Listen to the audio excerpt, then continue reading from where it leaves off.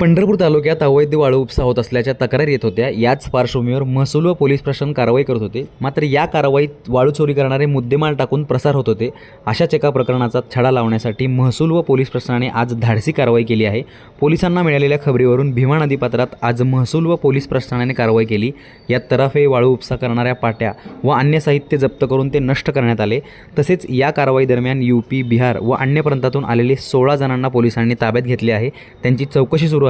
या टोळीचा म्होरक्या कोण आणि कोणाचा वरदहस्त आहे याचा शोध पोलीस घेत आहेत।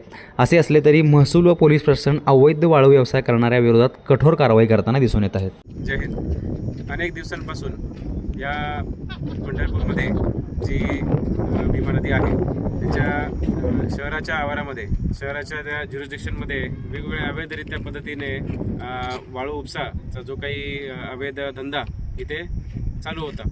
अनेक वेळा तराफ्यांचा वापर करून काही व्यक्ती नदीच्या पात्रातून वाळू काढायचे आणि ह्या जे नदीची किनारपट्टी तिथे येऊन टाकायचे आणि जेव्हा कारवाईसाठी पोलीस किंवा महसूल पथक तिथे पोहोचायचे तेव्हा ते तराफ्यांमध्येच पळून जायचे आणि नदीच्या त्या पलीकडच्या साईडला जाऊन ते तिथून बाहेर व्हायचे आणि ते आपल्या हाती लागत नव्हते।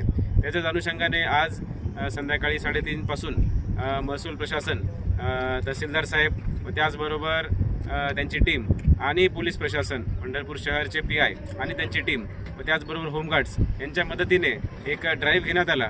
त्याच्यामध्ये 16 असे प्रांतीय म्हणजेच UP, बिहारचे व इतर महाराष्ट्र सोडून इतर राज्याचे काही 16 लोक आपण आयडेंटिफाय केलेले आहेत। अजून आहेत, त्यांचा शोध चालू आहे। त्यांना आयडेंटिफाय करून त्यांचं इथे राहण्याचा पर्पज, ते त्यांचे आधार कार्ड, त्यांचं इथे त्यांना कोणी आणलं, कशा कामानिमित्त ते आले आहेत, कधीपासून राहत आहेत इत्यादी माहिती घेऊन त्यांची KYC पोलीस प्रशासनाद्वारे एक जे आमचे मुसाफिर रजिस्टर असते त्यामध्ये नोंदणीकृत त्यांची करणार आहोत।